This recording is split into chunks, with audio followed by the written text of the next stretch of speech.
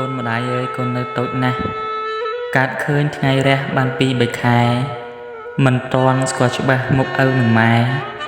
ជីវិតព្រោះប្រែរងចាំថ្ងៃខ្សែកូនអើយកូនតូចកូនជុំរកបៅម៉ែសោយអាវខ្មៅបំបៅចរណៃតែគ្មានទឹកដោះខ្សោះអស់សរសៃស្រណោះបត់ថ្លៃទ្រូងម្ដាយស្ទើរបែក